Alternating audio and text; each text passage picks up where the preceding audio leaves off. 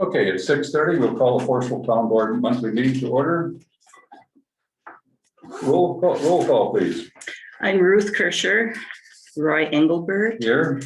Larry Huber, Present. Jason Klahach, Here. Dina Schmidt here. And we also have Josh Van Lieshout, Richard Olson, and John Jarosh. Thank you. Has the notice been public? Yes, it has been posted on the Properly. website and on the bulletin board. Okay. Motion to approve the agenda would be in order. I make a motion to approve the agenda. I'll second that. Motion is made to approve the agenda. We're going to Can make. we change the order a little bit? Yes, we're going to change the order. We're going to, first of all, we're going to go to 15, number 1, first of all, right after the treasurer's financial report. And then we'll go to number 16 of Josh and John with tax discussion. We'll make those in order rather than because we got a lot of discussion coming up here. So with those changes, are there any other changes to made at this time? Hearing none, all those in favor, please signify by saying aye. Aye. Opposed, motion carried. Our minutes of May 5th, 17th, 2021. They were posted on the website. I haven't heard anything. They look good to me. Are you making a motion to I make a approve? motion to approve. I second. Motion made to approve the minutes. I didn't see any changes. Anybody else? Okay, all those in favor of approving the minutes, please signify by saying aye. Aye. Opposed, motion carried. Treasurer's financial report. In the cemetery checking, we have $128.34. The cemetery perpetual care, we have $10,128.15. Cemetery savings, we have $3,664.40. Town checking, we have $1,167.82. The money market, we have $128,238.95. And the LGIP general, we have $178,394.70.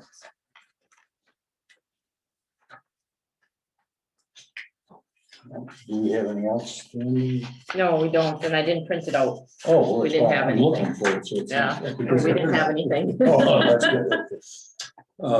Just one note I have, Gina, is that this is the month of June and July 1st. The bill should be sent to Door County Broadband for their rental Okay, of their For the tower. tower. Yep. Yep. I just went through the file and notes of their. Well, whatever you've done, I can read it now. That's good. Yeah. yeah, it was pretty small when I put it the other way. Yep, yep. But I don't, this, all this Medicaid, I still want to try to redo some of this because I don't think you need to see all this Medicaid stuff. Mhm. Well, And- that's just a part of the. Yeah, and Part we'll of have the to adjust report, that but because yeah, I I have think the we- figures for it too. Okay, change it. okay, Mhm. but I don't think we have to have that on our reports every month.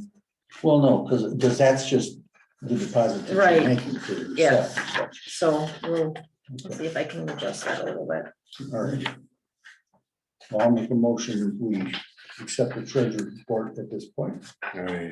Motion made to accept the treasury report. Any further discussion?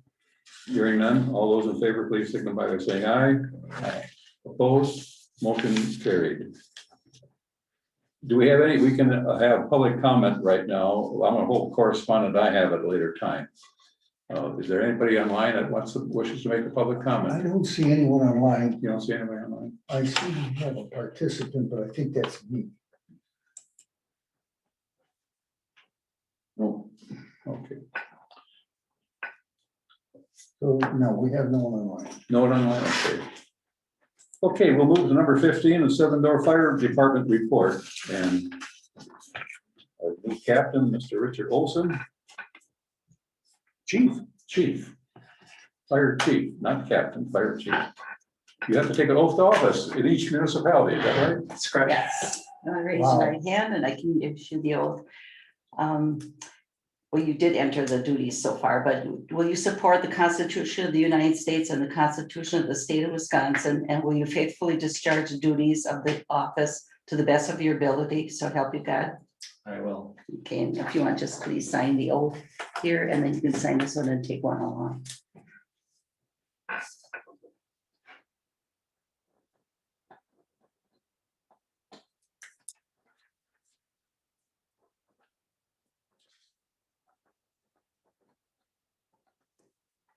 Thank you.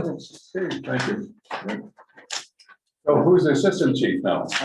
There are two. Chuck Sealer is remaining at Chuck is? the north station, and Randy Master is remaining at the south station. Okay, And it's not by accident that I'm calling them the north station and the south station. That's what they're gonna be called now. okay, okay. Because Forestville does not own the station at the south boundary, and Nassau does not own the station, although we referred to them that way. Yeah, That's gonna change. okay. That has changed. Are they gonna run separate books? No. Oh, okay. One department and two stations. Now Randy just survived a 4 bypass Quadruple. operation. Yeah. He looked pretty good last week. I said, you look well rested. You just come from with a nap and he just raised up his shirt and he's got a line like this and a line like this. Yeah. One artery was 100% blocked and 2 of them were 70% blocked. He's mending. And he didn't want that extra stress as a chief. Did he? No. Now, as a chief, who's responsible for the training?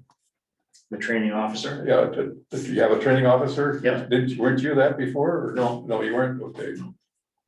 No. Steve Melville. Steve, okay, Training officer. okay. So what is the duties of the fire chief? Manage everything, oversee all department operations, liaison to the board of directors. Incident command, add a call, make sure everybody's doing their job. Okay, yeah. So your department, you're the only, we have 10 fire departments in the county and you're the only one that's unique. You're not, every other 9 fire departments are part of the municipality. Like Egg Harbor Fire Department is part of the village, they're not separate. Yeah. While your department back in 1980 is a separate entity. Yeah. And so a little confusion. Would Bug be similar by having 3? No, Bug is like the rest of them, only they got the town board. They got 2, and the Bung has got 2 people from the town board in each one. Mhm. And so here we have appointed representatives. I see. That's a big difference in the total how things are run, because there you're independent, but yet you're dependent on us for the money. Yep. And so, Yep. and the only other thing, I think I don't think you have borrowing power. I don't think you have, you don't have that. I don't believe so. No, I don't think you have. So it was very unique getting the history of our fire department. I asked Byron Johnson, I said, why did you do that back in 1980? Well, that's the way we thought, it was just how they wanted to. Mhm. And is Miller still a part of the board yet? Yes, He is, he's one of the original, he's the secretary of the board. okay. Yeah, he's one of the original members Yes. of the fire department. There are still 5 original members on the department. Oh, Randy Massart, Leo D. Clark, Kevin Shartner, Pat Madden, and Chuck Sealer. Chuck was one of the original ones. too? Yes. I do have a question. Normally we get, because we do issue burning permits and we get a call sheet. Yes. And is that going to change now that you have the north and the south designation? I think we'll renew that or revise it Yeah. to update. Okay, because oftentimes, if I was gonna burn or something, I would call Chuck Sealer or Gary Van Tye or Randy Mansard. Yep. Yeah, I just would go down the list. Yep. And when we have that, is it always the top name on the list and just work your way down, or how is the best way?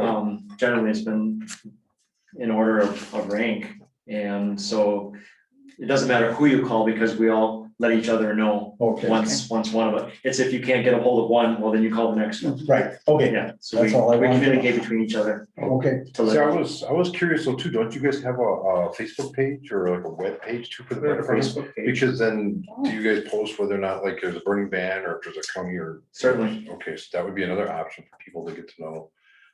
Does it go to that too? Yep. So, Right, because I get the question, well, can we burn? I said, well, well, they hear the DNR thing, and I know that it's different, Yeah, so. yeah. Currently, there is no burning ban, but we're very cautious on anything happening out there. So It would be, yeah, maybe if you know there's a burning ban, let the clerks know. No, that would be Okay. good. Then I can Yeah, that would email be great. everybody. Yeah, that would be great. Because then the clerks can contact us. That's, How the rules of the regulations are in open meetings law, I cannot contact Jason directly or Larry directly, but I can contact the clerk and then she can contact Okay. everybody. So Yeah, if that's- I want to get Lloyd something, I gotta. okay, got it. So that's why, Oh, I can talk to him in here. Yep. That's why I give him so much. Yep, yep.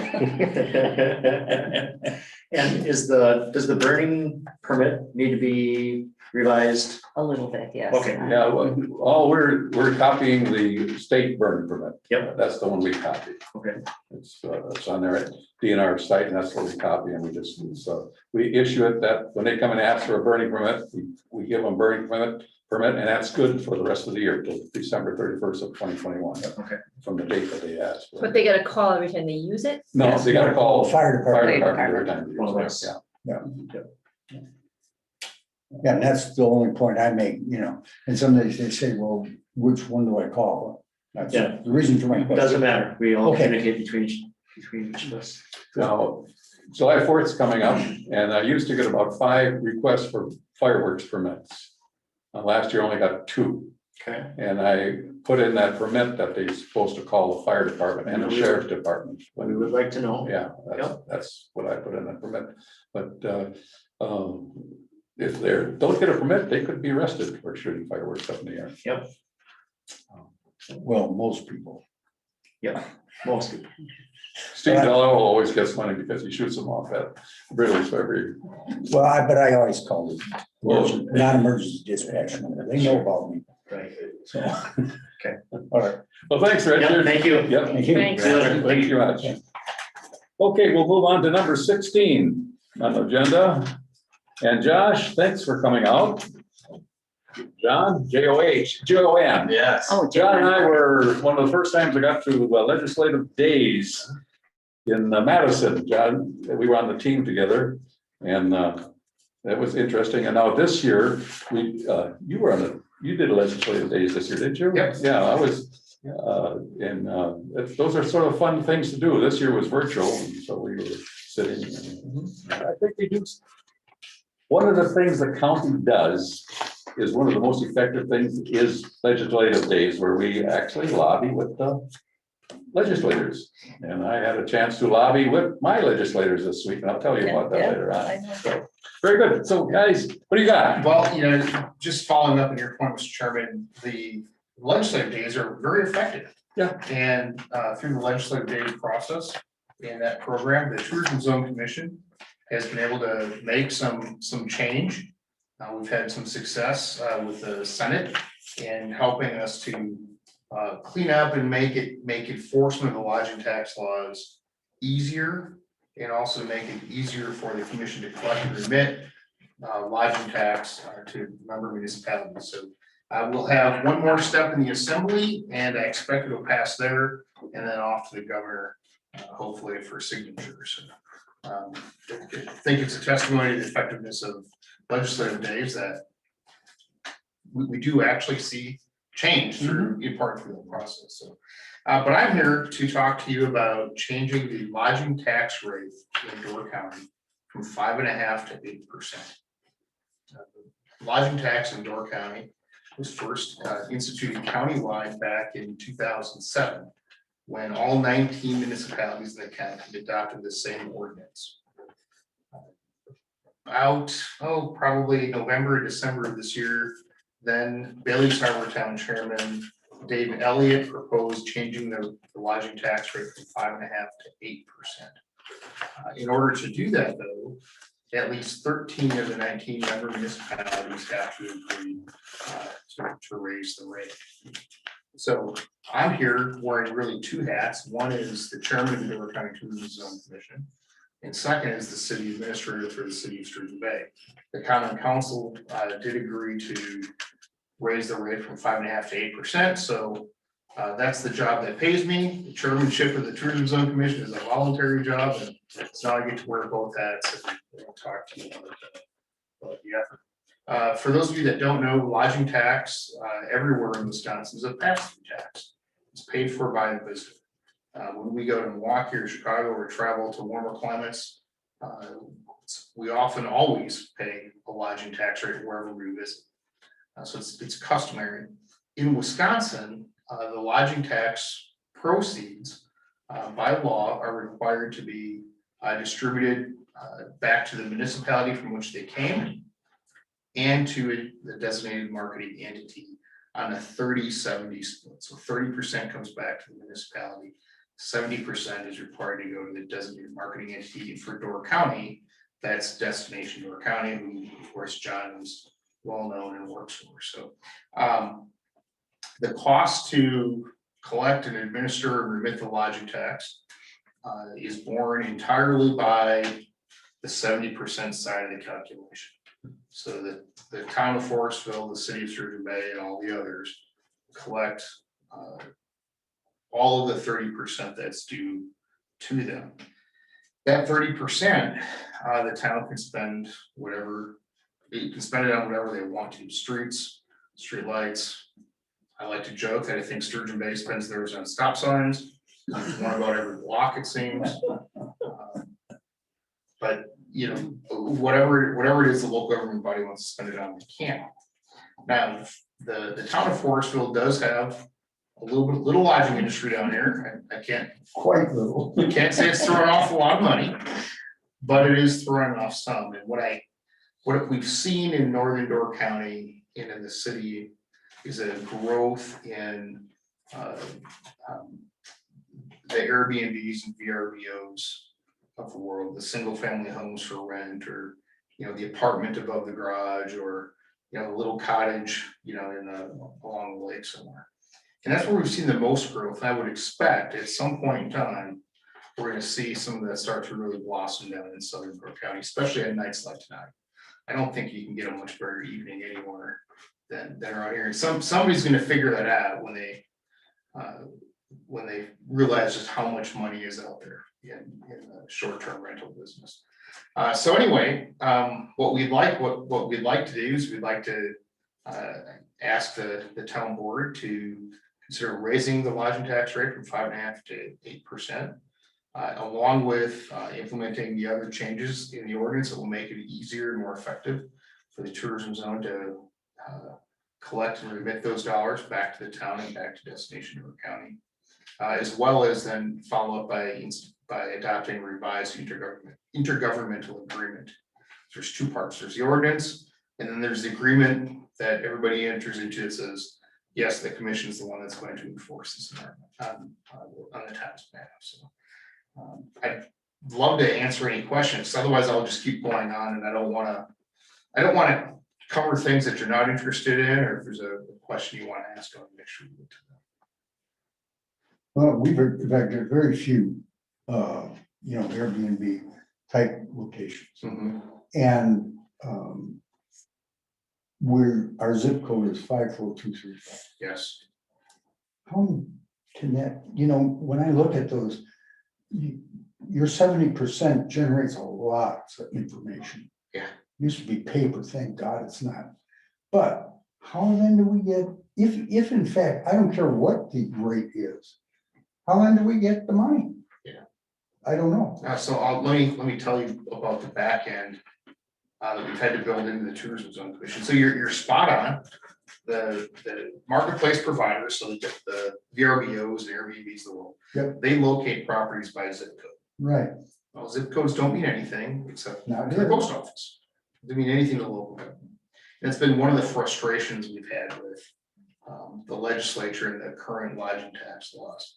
But what the commission does to get around that, because we have to be correct, we have to make sure the town of Forestville gets their dollars, but they don't go to the village of Forestville or the city of Sturgeon Bay. So every month, if you have a lodging property in the county, you need to remit a tax return. The tax return tells us how many nights are available for rent, how many stays you had, what your total receipts were, and what the total tax you collected was. And so we go through that every month. We verify that these returns are correct and factual, and we process them through the system to find the properties, because Airbnb and so forth don't go by really a physical address. What Kim Roberts does, our administrator, is she'll find a property on one of those platforms. And then get close to where it is just by the little map, they have a little inset map in the rental page. She'll get close and then she'll go to the county's GIS website. And she'll go to Google Earth or Google Maps and use Street View.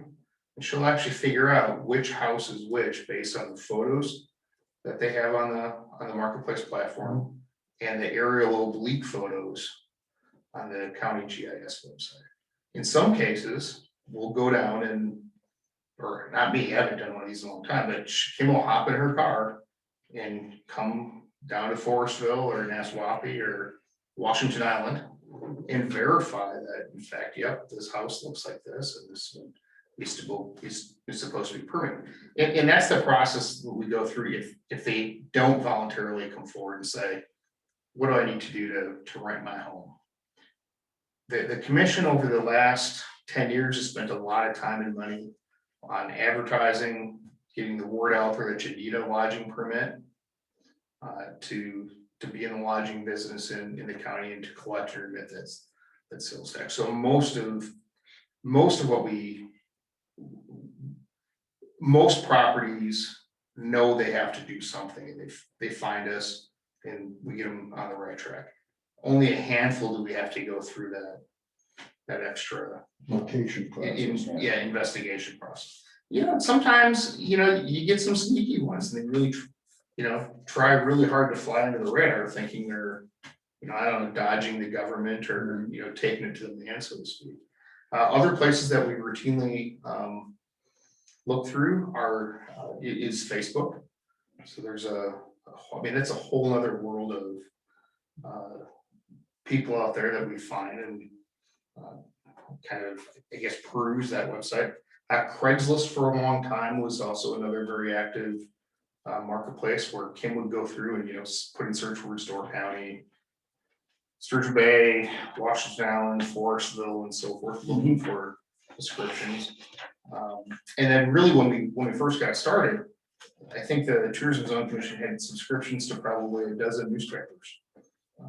Everywhere from the Washington Island Observer to the Chicago Tribune, looking through those for rent sections on a monthly basis. So we've done pretty good. There's roughly 1,300 permits that are for lodging properties in Door County. That includes everything from the big hotels like the Landmark down to the little mother-in-law apartment above the garage on Memorial Drive in Sturgeon Bay.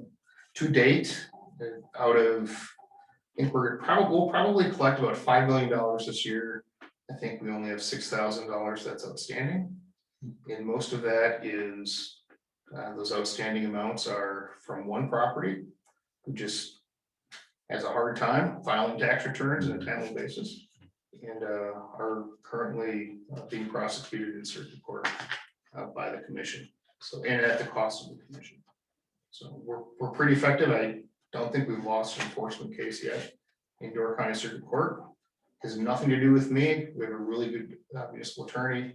Kim is very good at preparing a case, and our judges really understand how the lodging tax law works and are amenable to helping us enforce it. So it works well. Well, Josh and John, you're about a month late. The first letter came out from Jack Moneypenny back in January. And then John, you sent out another letter.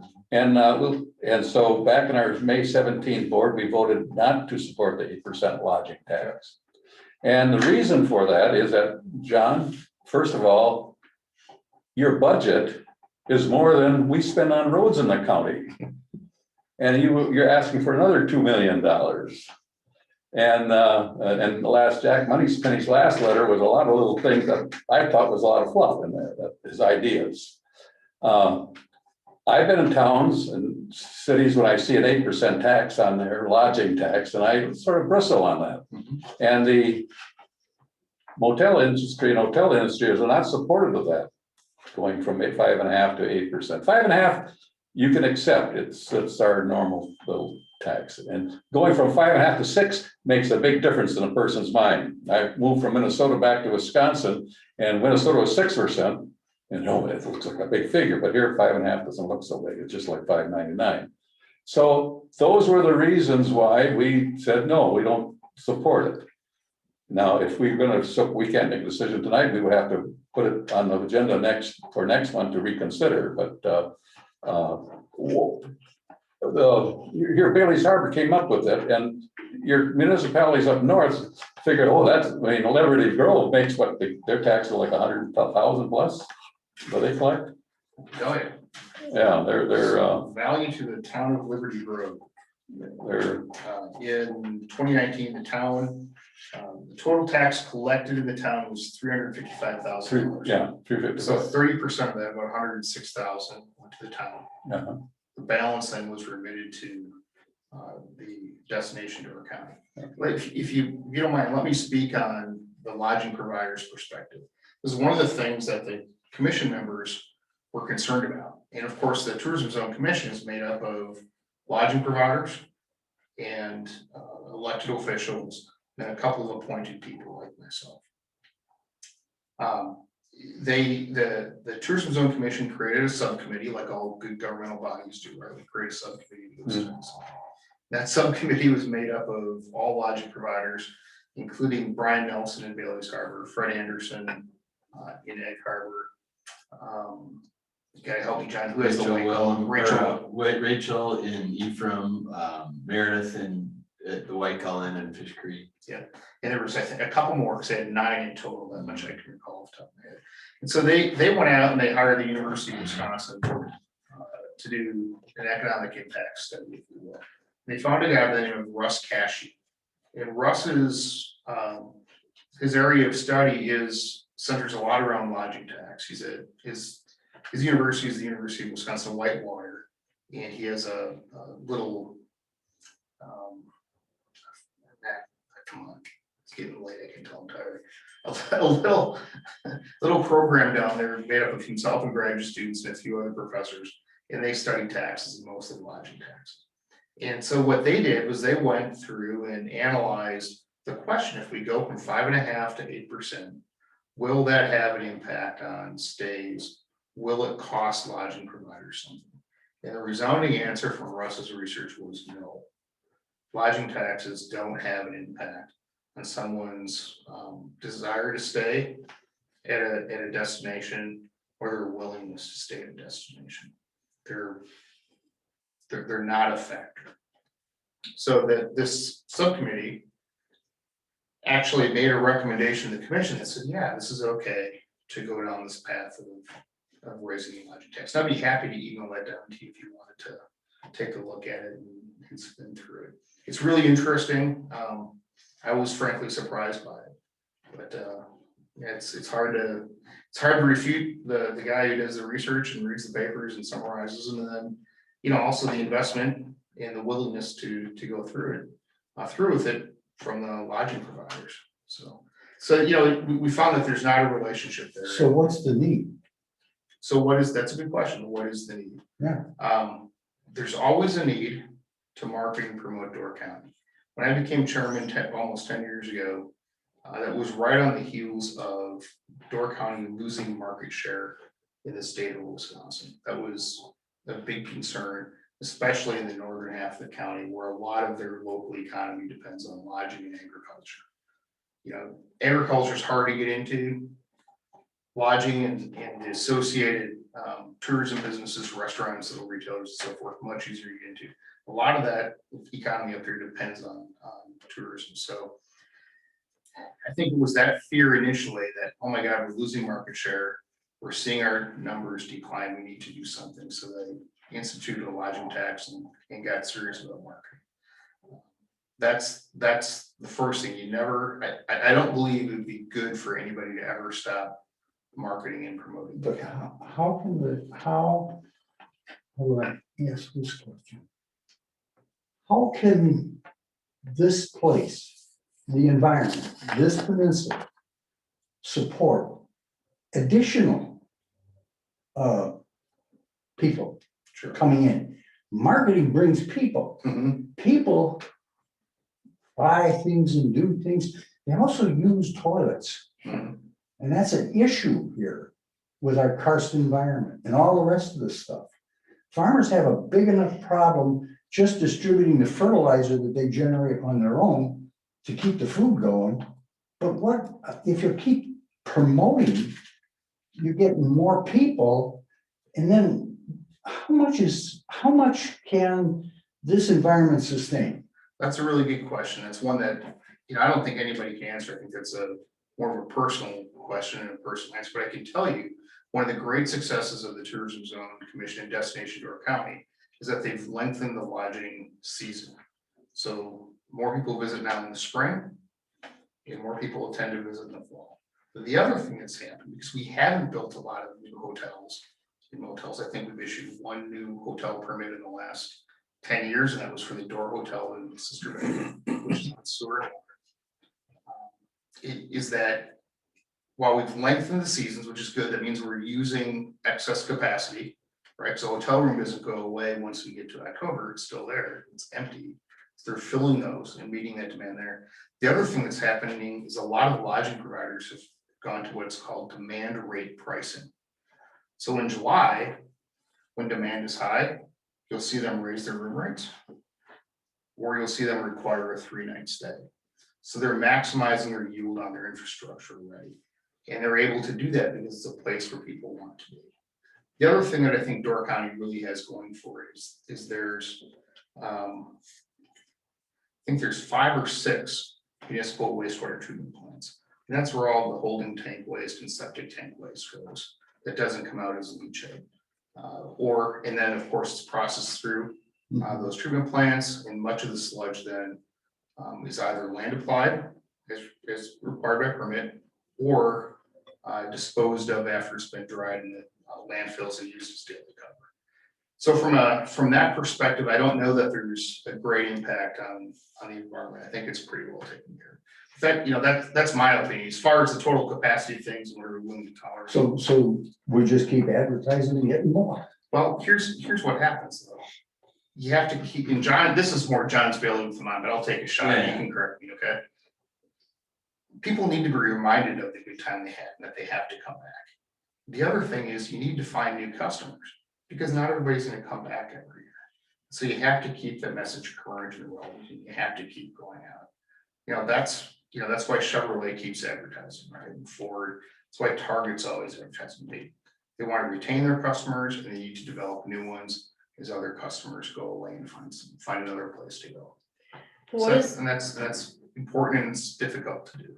So what is the I think something was in the paper about too many people coming to the community, and now they're thinking that maybe they should be doing more stuff in Sturgeon Bay or south of the bay, or taking buses and busing people north, more or less maybe for parking, stuff like that. I don't know exactly what they were talking about, but there was a big write-up in the paper. So one of the things that we recognize, this is our organizations, this is what we do, right? We've been at it since 1884. Back in 2017, 2018, we started to realize that as we were doing our job well, and as the numbers every year kept going up since the room tax began in 2007, that we know that it's a finite place, right? We can't just keep putting more heads in beds. That was our marching orders, very straightforward and clear back in 2007, because things weren't good. Places were struggling to survive because they didn't have the revenue coming in. And we knew that, if we do our job right, I've been there for 20 some years, so I've kind of seen everything. Since even before room tax, when our marketing budget was all membership based, our marketing budget was about $250,000.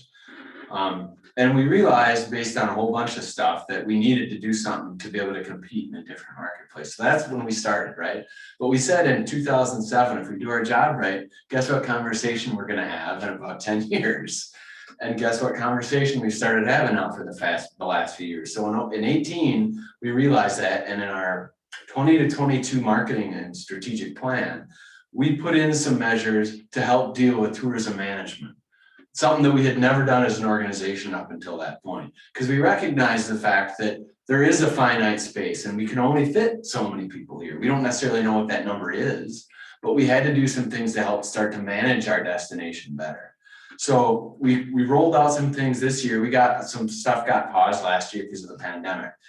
But if you've heard something called the Leave No Trace Center for Outdoor Ethics, that was a partnership that we formed with them. They're a group based out of Colorado, but we partnered with them to help get some great ideas and opportunities on how to teach people and educate them on how to travel more responsibly. Basic stuff, but reminders I think that are important, not only when people are here, like, don't litter, right? Stay on the trail, don't wander off the trail. Have a float plan if you're out on a boat, whether it's a kayak or in a boat with a motor, what have you. And so we put those sorts of things in place this year to help try to educate people, again, not only when they're here, but even before they get here, to set the tone that, yeah, we'd love to have you come up to Door County, but you need to do it so responsibly, travel responsibly. Some of our marketing efforts have been targeting folks that do have a slightly higher income and are able to come up for 3, 4, 5 days instead of just a one-night stay. That helps on a number of things there as well. It helps with traffic congestion. It can help with transportation issues and a whole bunch of other things that come with, people coming up on it, maybe just for one night. So there's tools that we use and have used to try to help mitigate as best we can. But it also is a matter of perspective and that's the struggle that we look at, is where is that balance of too much business, because if we do that, half the business community in Door County is going to be screaming at us because we're not doing our job. They want to keep, obviously seeing some incremental increase in their businesses, right? So it's finding that balance of what is too much, what's not enough, where's that line? Like Josh said, trying to stretch the season as well. Not so long ago, a couple of decades perhaps, but Memorial Day to Labor Day was it, right? I mean, that was the season in a lot of Door County in terms of tourism. That's clearly no longer the case. If you look at our seasonal businesses around the county, they're really open from May to the end of October, and some now are even pushing into November a little bit because there's more folks up here. So we have been able to push what we call a shoulder season, spring and fall, more so than we had before. So now it is a 6-month season. To help with the economy, especially in the northern part of the county where tourism is really primarily, that's what keeps them going, that's it. right?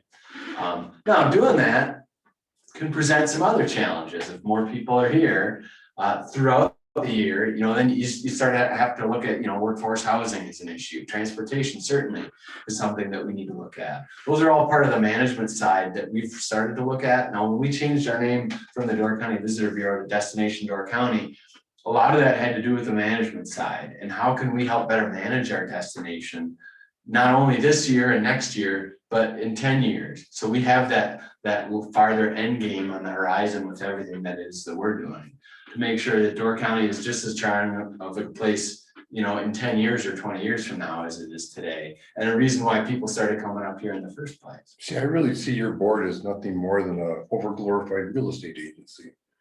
I mean, you guys are marketing and, to visit Door County, see Door County, but it's also driving up the cost of homes. It's pushing farmers out of business to say, well, I'm going to put my farm up for sale and I'm going to piece out all this acreage so I can build maybe another housing complex, maybe another hotel. I mean, that's what I'm seeing out of this whole thing. Mm-hmm. So I'm totally against it. So one of the opportunities a larger tax rate presents to the county as a whole is perhaps a chance to deal with some of the issues. I think Roy, you'd mentioned Jack's letter with, I think there's probably 18 or 20. Oh, yeah, he had a lot of them. Concepts on there. So, when I looked at that list, I looked at, okay, here's a list of things that perhaps those new revenues could be used for. Will they be used for all of those or any of those? I can't tell you. We'll have to cross that bridge at the right time, but that's certainly a possibility. Another possibility that, the conversation I've had with the Eastern Bay and our police department is, what kind of infrastructure does the local units of government have to support because of tourism, right? That's a real thing. Now, you know, I would suggest that we have a lot of very nice things in the county because of tourism. In the capacity that the local units of government built in to serve them and the businesses that depend on tourism. But there's another side of the cost that might be something that a municipality could look at as well. Yeah, fire departments rescue people out on the ice because of tourism. Yeah, and well, right now, our fire departments, because they're part of the townships up north, they have to go and rescue people with broken ankles on the path. But here, John. The point I would make to that, if I may, and I don't want to be ticky-tacky on every point, but I would just share with you that, you know, the locals, I'm one of them, will ice fish. I'll go out in the bay in my canoe or kayak when maybe I shouldn't. The fact that we have tourism and built-in excess capacity, if you want to think of it that way, in our public and emergency services benefits me as well. But also it's a burden on your municipalities. Because they're putting out more money into that. The municipalities are only getting 30% back on room taxes. They're not able to put that into the local fire departments. And They can put it into whatever they want to. Well, I'm gonna talk from the county. EMS has got to gear up for the 200,000 people that we have, Yeah. rather than the 27,000 people natives that we have. And John, your money goes into your promotions. Now, I would have been more favorable if some of that money would have went into EMS to support that budget, because that's almost a $5 million budget this year. And you do have to remember that room tax is governed by state statute. Yeah. So the 70% that the tourism zone provides us to promote is limited by state statute. We can't just spend it on anything. That's right. So we are limited there again by the state, and that's the case in any municipality or any zone around the state of Wisconsin. Does that limit your ability to put in infrastructure that might be needed by these people? Well, as long as it's for tourism infrastructure and tourism development and tourism promotion is what the statute reads in terms of what room tax. How would broadband internet access for the county be considered? Would that be infrastructure to support the visitors that show up? It certainly could be considered that potentially, yeah, You'd have to build the case for it though. you would, yeah. Yeah, and like anything in state statute, right, you never truly know if it's kosher or not. I mean, there's a smell test, let's face it, right? But until it gets litigated, you would not technically know if it was legal or not. But our innkeepers are happy to tell you, since they're the one that the tax passes through in terms of room tax. You know, I think there's a smell test that they all have. And whether or not this constitutes tourism development or tourism promotion. So there are some opportunities though for us, I think, moving forward. Again, as we get into more management of our destination and trying to help solve some of the issues that having visitors brings with it. Certainly emergency service, I've talked to Aaron McClure quite a number of times about this, in particular about the 200,000 number. And you know, what does that mean for emergency services on a busy holiday weekend? Now it's not as big of an issue because they have a separate radio band to communicate, but not so long ago, they couldn't get through because there were so many folks here. So there's certainly some opportunities there that we may look at with some additional dollars to be able to help upgrade these systems, not only for our visitors, but for our residents as well. And I do want to be clear, one thing, we as an organization weren't the one that stepped forward and say That's right, to yeah. request I it. understand. So I just want to make sure it wasn't us that stepped forward and say, hey, we want to do this. We're intimately involved in the process because we're the entity that the tourism zone works with, which is how we're here, and we want to try to make it work for everybody and be responsible about everything that's happening. I still think you should take over Johnson City, our sister city in China. That doesn't belong in the county. That belongs in your bailiwick, but. Well, you know, Roy, in all seriousness, that's not a bad idea. And there's a few other things that we've talked about as the Tourism Zone Commission and Destination Door County prepare to renegotiate the entity agreement, the contract between the commission, governmental body, and Destination Door County, our agency. That's certainly something that could be explored. Other issues we're exploring is the economic development side of the equation. So Destination Door County for a long time has had, you know, tourism related jobs portion on their website.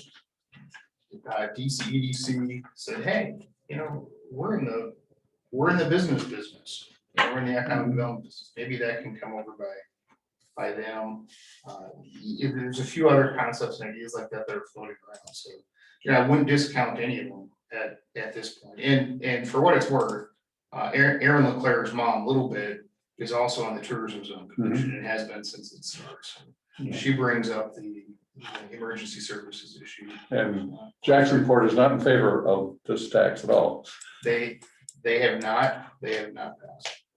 Well, Josh and John, thank you. We will take it up at number 21, whether we should put this on the menu again at the end of our meeting here. Okay. But thanks for coming out. Okay, I'm thank you glad- for having us. Appreciate the opportunity. Appreciate you. And are you going to be the new head of Chamber of Commerce? I think that's what the name should be, but that's my position.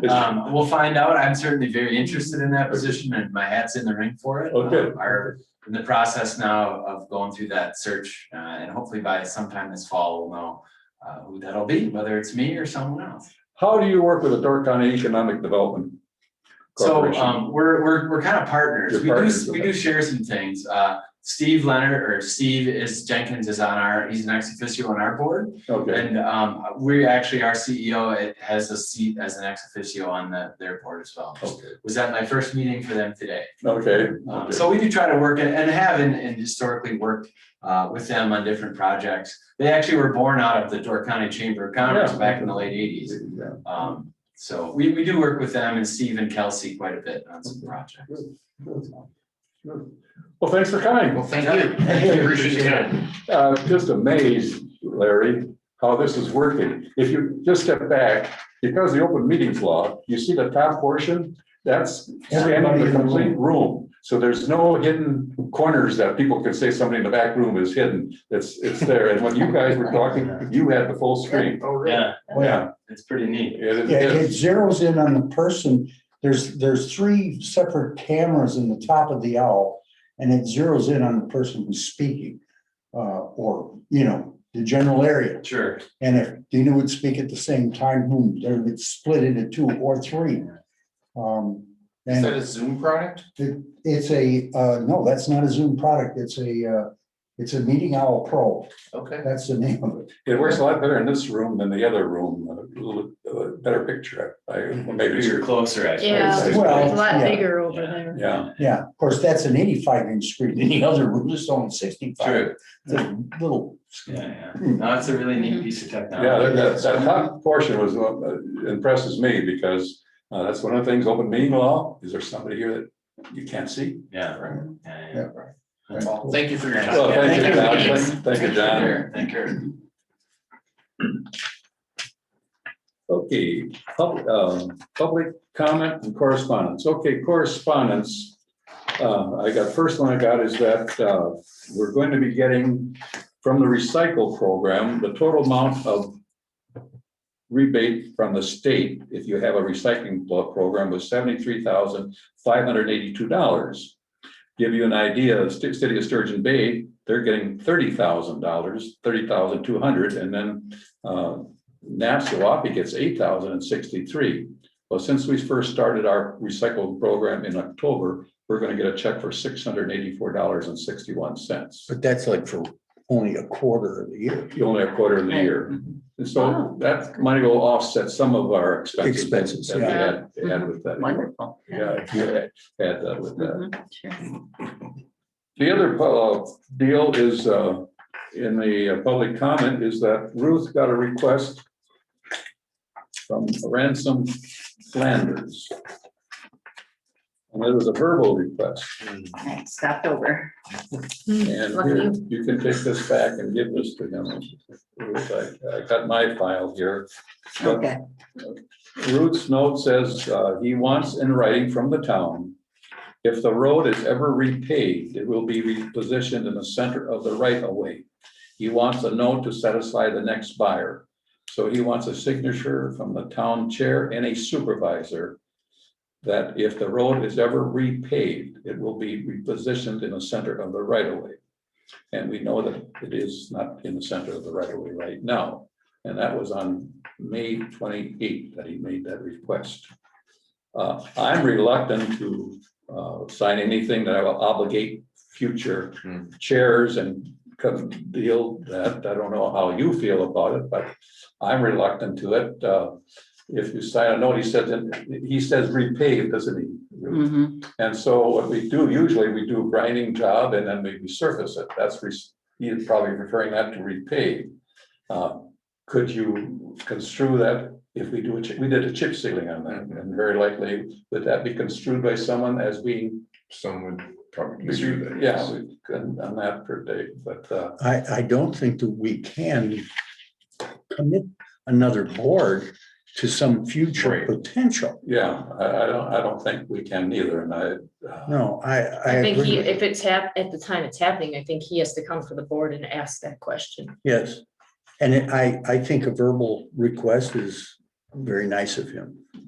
But I feel no obligation to do anything with okay, that. so at this time, yeah, we can't commit a future board. No, No, okay.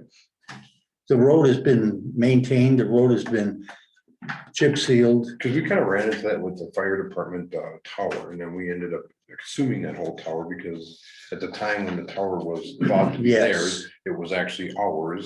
And then the thought was to take the tower down, we had to remove everything, including the building and the foundation, and Correct. it became, that was from It one be- board to the next board. Yeah, we ended up with quite a bit of an ordeal in that Yes. regard.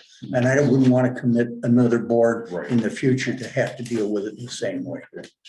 Well, I don't think we need a motion for that, it's just. No, our- I don't our think so. consensus is fine. Okay. Okay.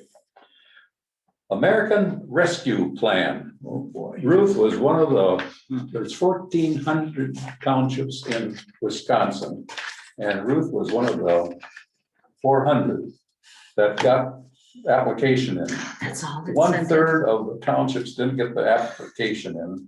And so I was on a conference call on the 17th of June, saying this is a deadline. There's going to be a lot more information coming out. There's a meeting from 8 o'clock till 12:30. I'm going to make part of it more about this American Rescue Plan. We can use that, right now, it's very narrow what you can use that money for. The first report is due October 31st of this year. We have to spend that money by December 31st of 2024. No, we have to commit it. Committed by December 31st of 2024 and have it all completed by 2026. 2026, correct. So if you don't commit this money, you just have to pay it back. And there's no penalty to give it back. No penalty to give it back. Right. But we have enough, we're getting enough information, and there's going to be a formula for that we could use it if we have lost a revenue source. Correct. And so that's all I've got to say for it. All I want to say right now is thank you, Ruth, for getting the Dunn's letter and the Sam's number and the. We have that Sam's Putting all number your too. effort into it. And NEU number now? Now we've got all the numbers that I hope so. there were 3 sets of numbers there. Mhm, Yeah. Okay, NEU number. all right. Well, that's great. I think our position is good that you took the initiative because that had to have been done by the 18th of June. Yeah. I did not know you did that. Yeah, we found out June 8th. Yeah, And I looked at it and I thought I may as well start right away. and you So, did. Well, that's When good. did I have There's it a in? lot of them. I think by the 10th you were all 10th, done. yeah, You were all done by the 10th. yeah. And a lot of them did not do this? No wonder, only Yeah. as of the 16th of this is last week, only 1/3 of them had made the request. Oh, I don't know. So in essence, To we've made the 18th. request We've got Yes. confirmation that we made. Yeah, the the request. and confirmation on it, confirmation that we yes. made the request. Okay, fine. Whether we can spend it, what we can spend it on, all the rest of that stuff, according to what I'm seeing from the Towns Association, be patient.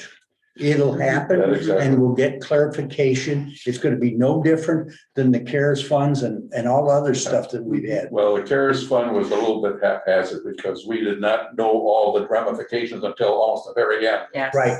Had we known, we might have done a few more things. Mhm. Yeah. We yeah, couldn't, but that's okay. Yeah, and so this is a good point, so. I wonder, like the loss of the town hall rental, would that be? We're Something gonna. if we can kind of figure- We're gonna be able to figure that lost Something, revenue, yeah. and that's gonna be a formula, Ruth, and that's why when Mike and also the county is saying that, right now, it looks like you could almost use all of it. Mhm, Right, lost revenues from our Airbnb. Right. Yeah, right, yeah.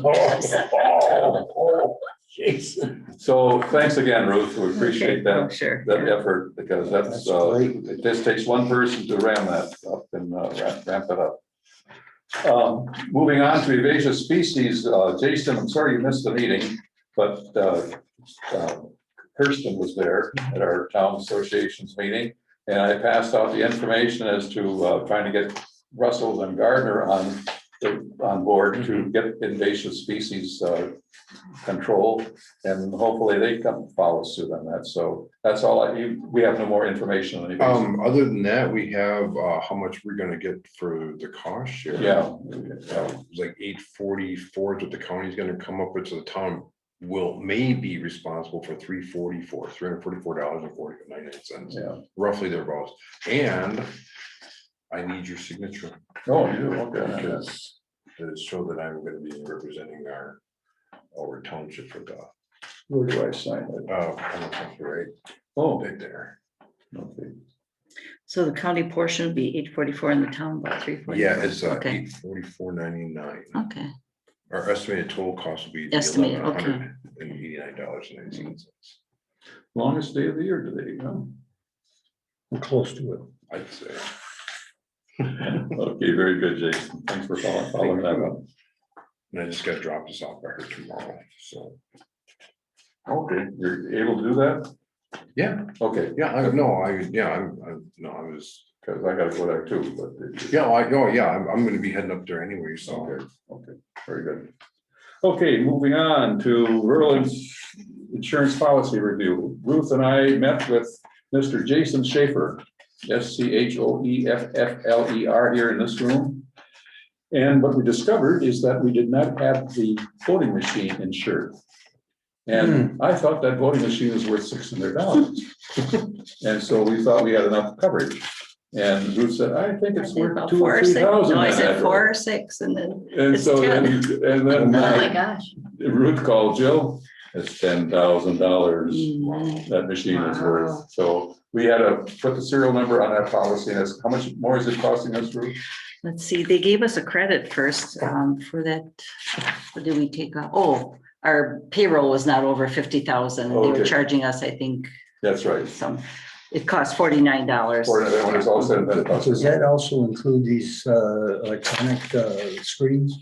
Yeah, we had enough coverage, we looked it over, and with that, that's covered, we're covered for, Okay. Screens and the owl and the, yeah. we're- Computer, huh? we Well, it's looked at our- $9,000. Yeah, we looked at our at it. tables and our screens, and I think we're covered, what, 16,000? Oh, okay. For that kind of equipment. Yeah, It's a funny thing, we mentioned at the last meeting, I talked about the AI cameras, Mhm. and then an email came through for AI cameras. It's so weird how that happened. Yep. So I didn't go any further with that yet, so. okay. So that's what happened there. We've been kicking around for the last couple of meetings, the rental of the hall and rental of the audio visual Yeah. equipment. Did we come up with any figures, what it should be? Well, Ruth, you sent out this lease agreement that you got from Brussels. Yes.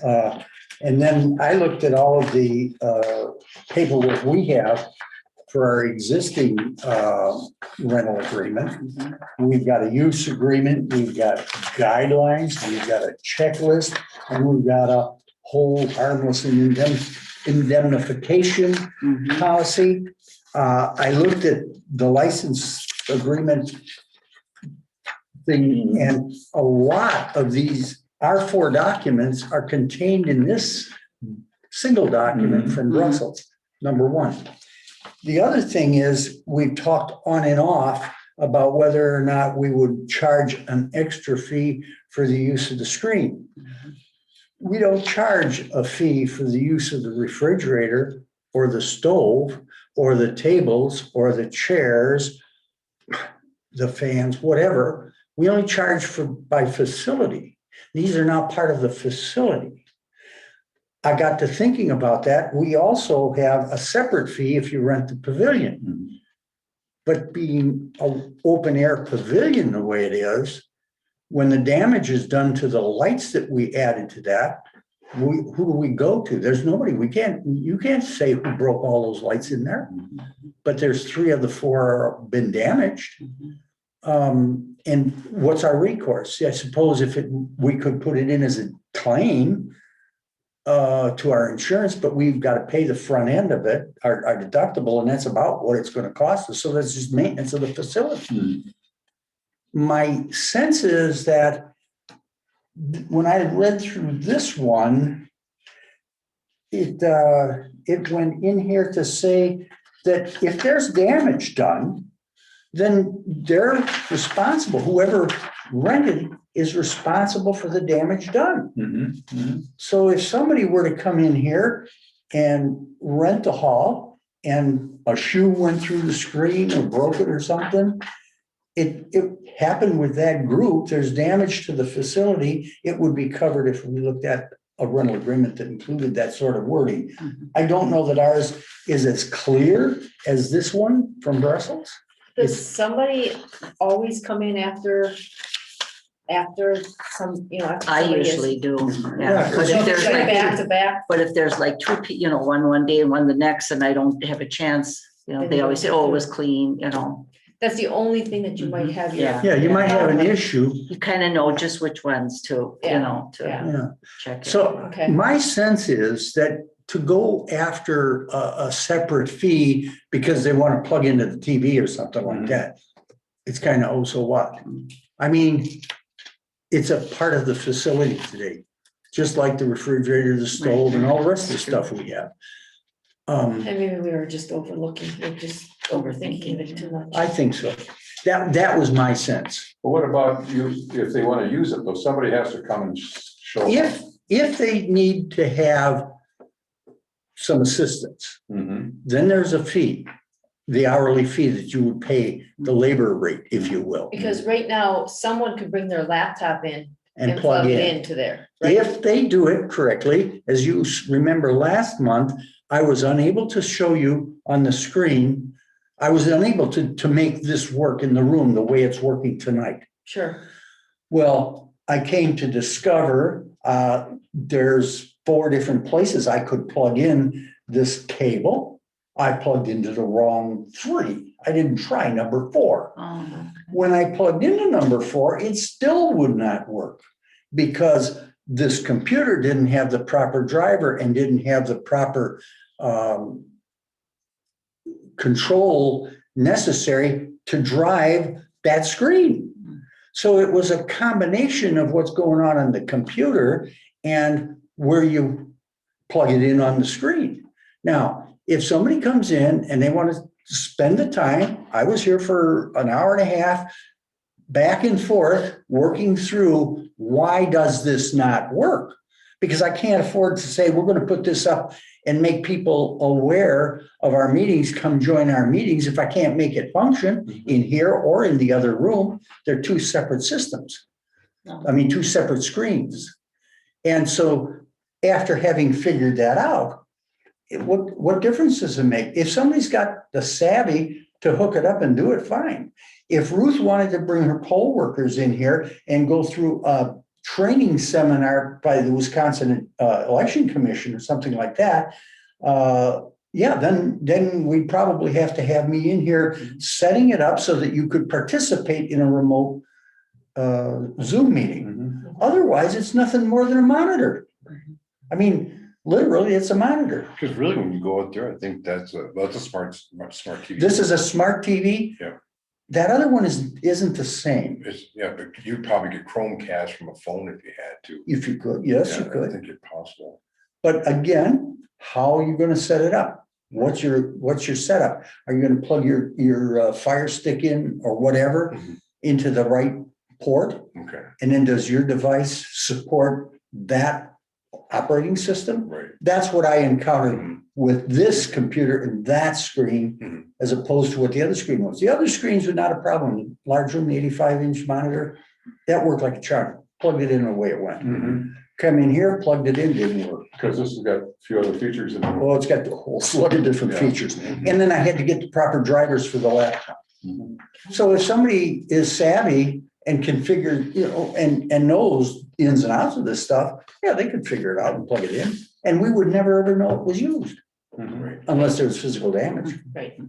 Well, getting back to this agreement, it's, bold since the town is not permitted the fixing of anything to walls, floors, ceilings, or facilities with nails, staples, tape, or any substance by It's leaf. the same kind of stuff we have in ours, And errors, yeah, so, but it's not as comprehensive and all in one document as this is. Ours has 4. So you have a use agreement Yeah, well, the checklist, I don't usually hand that out. I just have it posted on the board. and the guidelines are posted, Yeah. but we've had the harmless Harmless. agreement mhm, and we have a use agreement. mhm, And these two are actually all contained in here. mhm. So, using this as a template, I think we could almost just make that work. I don't know, did you look at the bits and pieces like I kind of read it through, but yeah, it's well, if you want, I can take and revise it. make it as use this as a template, modify it to incorporate what we already want. have Mhm, and bring it in as a proposal for next month. Excellent. mhm. I didn't do that, but I was doing other things this month. Mhm. Oh, that was a lot of it. Up in the air, No, that's only part of it. that's the only part of it. Yes. I think, yeah, Larry, I see nothing wrong with that reasoning at all. That's, like you say, and, if they damage the screen or, if they do damage, it's their responsibility. Yeah, I mean, we say, don't do any cooking, the stove's in here just for warming, Yeah, but, that's what we put in there, but, don't turn on the TV. They will, what are you gonna do? okay. So it's part of the facility is what I'm saying. And so, Jason, do you have any input? Do you agree with that? I agree with that, yeah. Okay, okay, so Larry's going to rework the agreement for the rental. The rental agreement. And see. So then you can just send us an email then, or when you? I'll send it to Ruth, she can Okay. send it out for us to review, and we Sure. can decide whether or not Next it's useful or month, not. yeah. Okay. Because the sooner I get that done, the better, because the 4th of July is coming. Okay, very good, Larry. Okay. Okay, moving on to Class B license for Old Post Pub. Oh, okay. And is it Class B with quotations marks around the whole? I always have to look Check. what it is. That already, didn't we? No, Not for Old Post Pub, That no. was a couple of months ago. That was an individual. I have the, License for. yes, Cindy was here and I said I would wait. Oh, When we do that's both of them, right. yeah, Okay, Cindy I remember Delsham. now, yes. Yeah, and she has her alcohol server certificate and I have the license application for Tim. So everything looks good. And then I also have the one for the church and for Tom Sawyer for attending at the picnic. It's all set. So they've been open already. Yes, so that was from last year's That license. was last year's license, so this one This here comes is due, July 1st. yeah, Well, they hadn't been open much. no. So I think, we would need a motion to approve the Class B license. This is for liquor and wine and beer, right? Beer, yeah. This is for on sale. It says, yeah, And then a picnic license for the Holy Name of Mary Church for July 18th, July 18th. And then an operator's license for Cindy Del Chambray and Tom Sawyer. I'll make a motion to approve the Class B license for the Old Post Pub and liquor, beer and wine. Is that correct? No, it's a Class B for Oh, Everything. malt beverages and intoxicating liquors. okay, well, that's everything. Okay, so, Yeah. and So, also the picnic license for the Holy Name of Mary Church and operator license for Cindy Del Chambray and Tom Sawyer. I'll second that. Motion made second to approve the Class B liquor license for Old Post Pub, picnic license for Holy Name of Mary Church, and operator license for Cindy Cambray and Tom Sawyer. Any further discussion? Hearing none, all those in favor, please signify by saying aye. Aye. Opposed, motion is carried. Next item we got here is, we have got a new letter from Intergovernmental Agreement for did anybody tax collection. print that off that I emailed you? This Yeah, thing? I have it. Yes, Everybody needs definitely, one. yeah. I got it. I got it. You need it, okay. What were they charging us before? Yeah, 11.59. Yeah, but Well, this is- what did that come to? It's About like 11. 43 per billable parcel. And I wanna say it was like just around $1 what they were doing last time. Oh, wasn't so it? it's only 50% more. so they charge $1.46, Cause we Is had it that 11, I think much? it's like 11.75, $1.43. 11. 11.5 or 11.59, something like So, that. yeah, I don't remember yeah. the actual And parcels so- that we had. For how many billable parcels are there? I think there's no 11, like there's 1,100? 11, well, when I did the inserts, I think she had me do 11.75, which I probably had 20 left or 30 Oh, okay. left, so, Yeah. 11.50. yeah. And they billed us how much? Do you What know? was last, do you remember last? I don't know if I didn't bring my computer either to look it up. If I have, Um, no, I don't. That was like 600 and some dollars. Wasn't it like 600? You don't have on your and last some month's dollars? report either. So that would, this I would, don't have it here. for this then, it would be, No, it's more than that. It was. Was it? I think it was like, the total was like 1,150, wasn't it? Okay, so. For tax collection for the whole thing? Yeah, you're probably right. You don't have, nobody has a annual Do you have report any- from last year? I never thought to take that either. I did. Larry probably. Oh, you got one, okay, here it is. what do you mean? 11.54, 11.54. yeah, right here, text, I always keep it separate, yeah. So that this time. would be- 1154.40. Mhm. So that was about A $1. dollar, yeah. Yeah, I was gonna So say, this it was is gonna pretty be like close. $1.43 per. Oh, okay. Yeah, it's really high. So this is gonna be a Yeah. significant increase. Mhm. And if we don't sign that, then we gotta collect it ourselves? Yes. Yes, and then we gotta use that system that they put Oh, in. I know, Oh, my Lord. You think QuickBooks is bad? It's not good. I think they literally, now I don't know what's gonna happen with this coming in, but they literally, I think there's only two municipalities that do not collect, That do that not- only that- collect their taxes. Mhm, mhm. Yeah. Everybody else goes to Yeah, the because county. this year Brussels went with Yep, the county. We would have to Didn't make sure we Clay Bank- budgeted for that, I think they went, Claybank still does. They still do. They still Wow. do, yes. but we'd also have to then budget accordingly. And at Yes. budget time, make sure we've got enough, because that's gonna be like a 50% Mhm, increase. in what we pay. Mhm. Claybanks and I think it's Union. is the other one. Is he in the other one? I think Yeah. so. Or Mhm, mhm. they used to. But you're right, there's only two of them that don't. Mhm. So this is just strictly An intergovernmental agreement that we want them to collect our taxes for us in our behalf at the rate of $1.43 per billable parcel, and make a motion that we agree to that. I second that motion. motion to agree to have available charge by the county of $1.43 for billable parcels for their collection of our taxes for the township of Forestville. Any further discussion? But wasn't there something in there about if things are delinquent, they do not pay it out? They don't pay it till we collect. That's another, Oh, they collect it? that's another, that was another letter sent out, Oh, or it's not in this thing? and not in this one. Okay.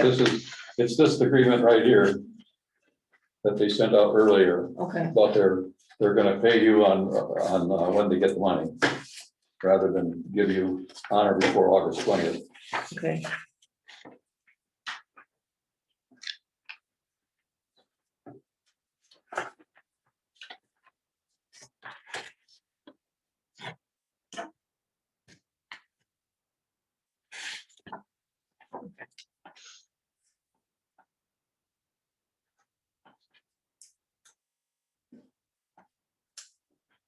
We will pay out special charges, special assessments, and delinquent charges and subsequent month after the office receives payment. Yeah, they won't pay it till they get it. Yeah, these payments will be supplied with a listing of the parcels that have been paid in their charge.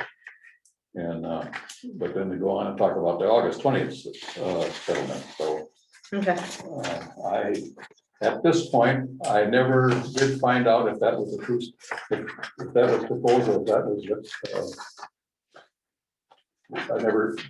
I never did get a final reading on this one here.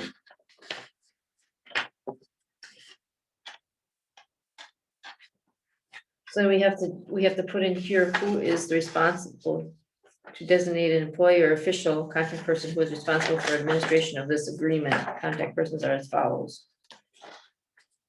So, We have to put the name in. yeah, so. Is it Ruth or is it I? Who keeps track of what we get from the town? The Dina, I treasurer. do. Yes, Dina does. Yeah, so that would be you, okay, Dina. okay. I will put my name And in. that would be treasurer at Forestville Town. And I guess I gotta sign the bottom. On the bottom, I Yeah. think, yeah, I Yep. think so too. And it is a matter of record in our, for a town. Yeah, then just make me a copy of it. So am I on both? So evidently there's two places. So this is, which party is responsible? Contact person. And the price. So line 20 is where you put your name in. Yep, but then 22 is what? You mean notices required or permitted? Any notices shall be addressed as follows. And you put your name. Town of Forestville, With your name Just and the name? address. Mhm. and which address then do we use? Do we use the clerk's address, or do we use, that's notices? That's That's any 22. notices required or permitted. Any notices required or permitted hereunder shall be given in writing and shall be delivered in person, by certified mail, by registered mail, or by commercial overnight courier. The next day delivered and provide the receipt, and such notices shall be addressed as follows. Is that meaning from the municipality and the clerk? Is that what they're using? I know, I think it's a treasurer, should be both places. Both places should be the treasurer, I would think. Yeah, Okay, Yeah, because it's coming from the town, but the town treasurer yeah, is the one that's, yeah. yeah, I think that's right. okay. And I will, So. So I need to sign the bottom. yep, you need to sign the bottom of this. That's just the intergovernmental agreement portion. After we plug in this information.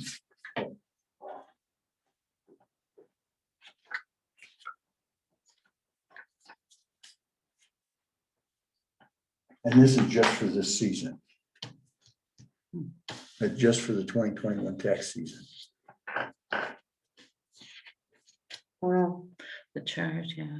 I just put my wrong email address. Here, if you want a new one, I've got a different one. You want if need another it. one? Sure, just help me. Must be tough to have many Abby. She doesn't know where she lives. I'll be right back. Perhaps you can benefit from Airbnb. I'm sure impressed with this owl. Oh, that was when they picked up Josh and John.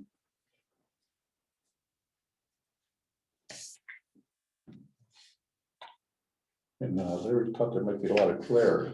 Let's take a look at it. There's too much glare. This is my forehead. No, no, here. Oh. I thought that was my forehead, like flashing off of it. Yeah, yeah, it's not good. You Maybe I can't- should start to powder before I come in. Wait, you're not alone. Diane. ForestvilleCounty.com, right?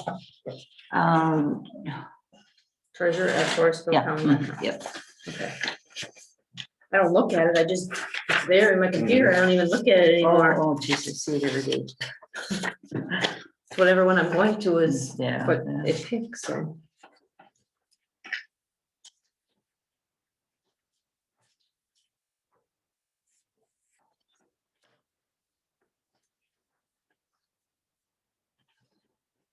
I was actually happy to see what you got that position. I mean, that was well deserved, I think, because he's a good face for that. No, he was Yeah, very yeah. dedicated to it. I mean, everybody in our area down in that, the lower area of Forestville over there, southeast corner of Forestville, whatever. That's the first person you call. Mhm. Even though he wasn't the chief, that's the first person ever called. So. It's ever true. Oh, Awesome, yeah. He's He'll a do a good, good he's a job. good representative. oh, absolutely. Okay.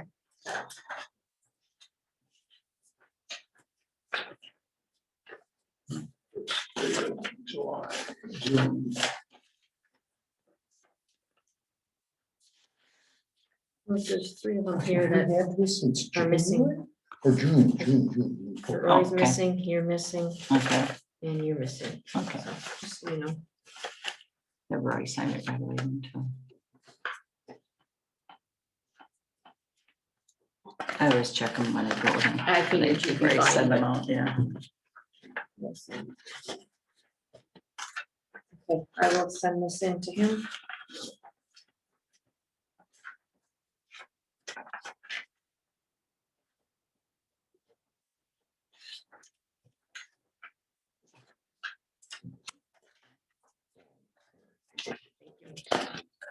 Eventually. Maplewood Sanitary District report, we don't have No, anything there nothing, yet. no. Cemetery report, Larry. Cemetery, we've had some activity on placement of markers. Ruth just gave me from the Veteran Service Office for Ken Knuth. I just took care of one from Kiwanee County for Wally Graves marker. I also had marker placed at Brockhausen for Wally Carnett, is it? no Schly, that great grandson, the Gottlieb thing where I buried just the cremains last fall. And then I got a contact from Jackie Weiss that they were gonna place the stone. I had already put markers out there. And so they've placed that marker. So I've got, this will be a couple more. And it just, and then there's been inquiries about, is this person buried here or there? Mhm, Well, I turned that one over to Joe. mhm. It's inquiries, lots of little things like that. Yeah. But the cemetery is looking good, and otherwise, there's been no other activity along those lines, so Okay, that's what's been going on down there. okay, very good. Okay, moving on to QuickBooks Online and cloud-based backup update. What's happening in that business? QuickBooks Online, it's getting easier. The reports are really something, I know. trying to learn how to Did you, tweak them. were you able to do a report? I couldn't get the split. You know, in the old system, you go on the check, you click on check quick report, everything is there from day one. I think there's like about 11 steps, 11 clicks where you have to do before you can get a report on this one. The reports are looking better, Yeah. but there's, But there's still stuff It's just- missing that should be, that were on the Yeah, old yeah. ones. It's the Yeah. same thing with the checks, you know. Well, if you just look at one of the checks, oh, yeah, You know. multiple You know. entries for the same thing almost in every stub. here, postmaster, it doesn't say if it's for the clerk or the treasurer or chairman, nothing, you know, where the expense goes on, Yes, you know, it's just, I'm hoping that. it doesn't tell you the account that it's coming from. Right, yeah, or that the expense is charged to. Yeah, yeah. And I know that's just the way the program works.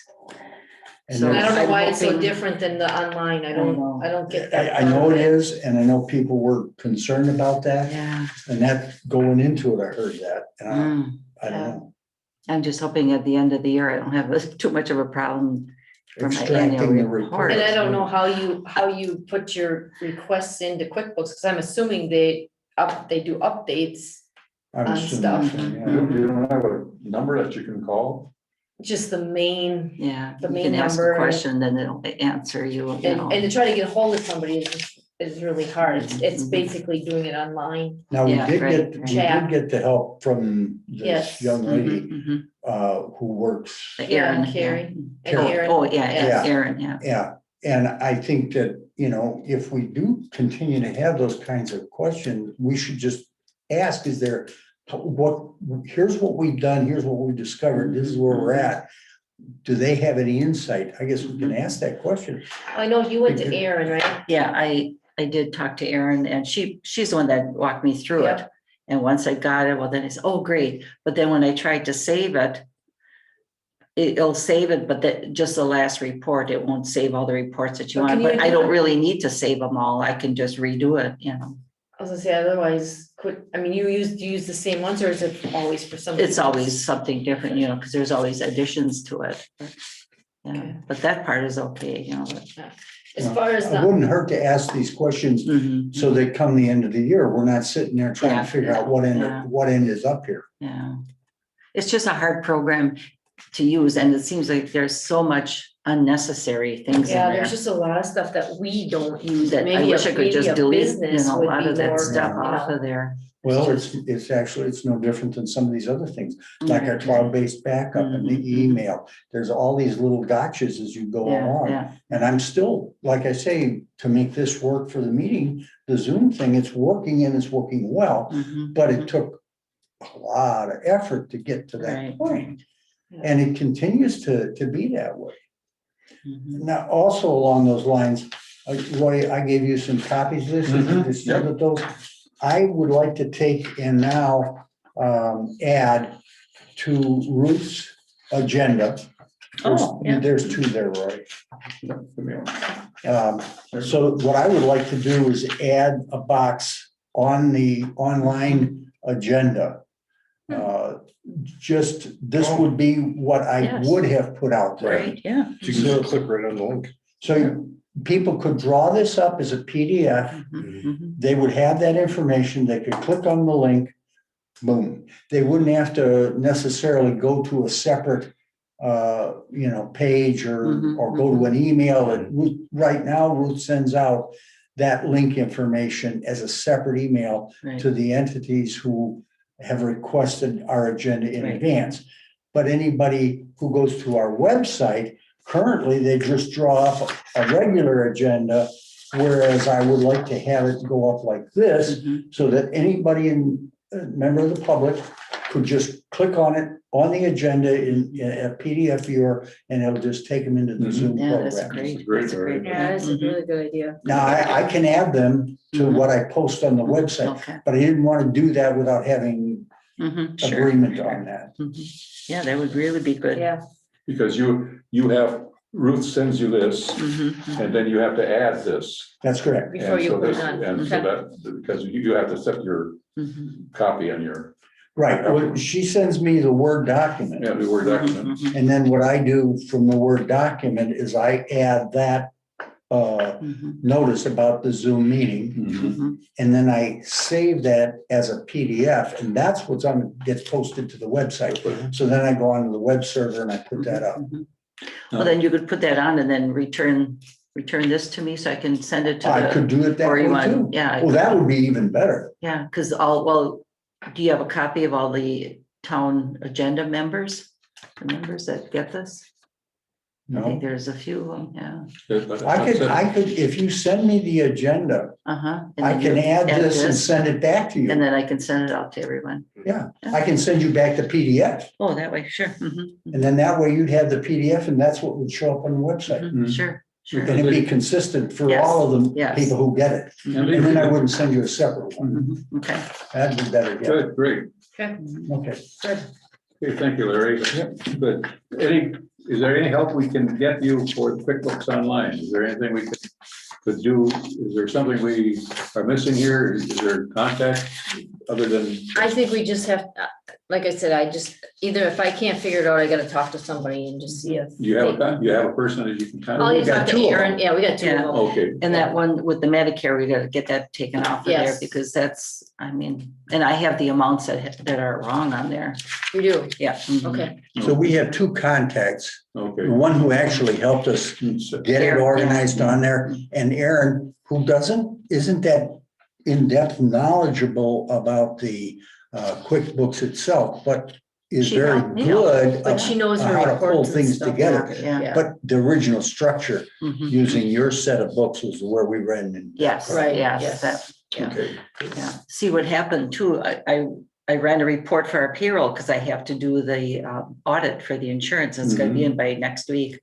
And so I pulled up Roy on there and I thought, well, I can just, print his whole payroll for the whole year and it's not from June till June, it's from May through May. So I went on there and I'm looking at this and your salary was on for this month, but it wasn't on for March, nor for the other one. But see what happened when we pulled up your program. You had Roy Engelbert's salary, and you don't want a check that says Roy Engelbert's salary. So I deleted, or I put that one. Yeah, I took that one off, and I just put Roy on there, and I put the name and address, and that's what I saved. Well, evidently that's saved as Roy Engelbert's salary, so that doesn't come on my report for Roy Engelbert. Oh, okay. And it's, Yeah, because his salary is just, I just click on it, and it pulls it, when I had to enter it in. And that worked, easy. that worked really well for you, Yeah, but for me but writing yeah, out the check, it doesn't doesn't, work, yeah. or same thing, Roy Engelbert Medicare, Roy Engelbert, Yes, okay. Actually, I seen one in there that said something salary. mine. Okay. So I had to change it, yeah. I'll just cross it off before I sign the check. Okay, It's well, mapping. as long as we gotta, It's getting there. It's Yeah. getting we there. it is. gotta wait to do it, okay, very good. Okay, moving on to roads and road work. Here's what's happening in roads, starting tomorrow, grass cutting starts, and Oh, I good. guess they're gonna start from on the Salona Road is where they're gonna start. This past week, we got the Mill Road culvert in. I will, you stop and take a look at how they did that. I saw that I drove over it right Yeah. after they had done it, yeah. But it was when they put the culvert in, there was a great big pile of ground, and it wasn't good, the water wasn't gonna go anywhere. Mhm. So Randy DeVore, who's our new superintendent, patrol superintendent, recommended that we dig that out, put a covering first, and then put these rocks on top so it slows the water down. Oh, So, okay. and so the rocks came from some of the shoreline protection that they were doing. Okay. So it's finished, done properly. Mhm. And at the same token, they're going to do the paving on Old Elm Road and fix that section there. And that probably, they did some work on it, but when the paver comes and that's gonna be done. Niles Road is already ground up right now, Yep. so that's gonna be repaved, and the Salona Road, that's gonna be sometime in July when they grind that up and do that. But we do have the back on got a quote, and we forgot it last month because we didn't have the information. But we have two culverts to be done on Rosewood Road, Rosewood West and Rosewood East. And we didn't get approval for that. Well, we didn't have a quote from We the didn't have town. a quote for that, that's right. And I had that all nicely here, and for some odd reason that got stuck someplace else.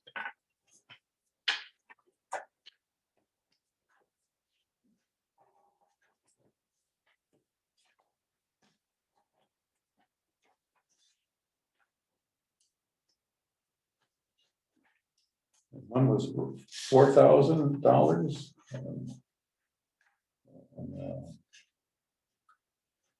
Josh got me fixed up here. Please bear with me, it got stuck someplace else.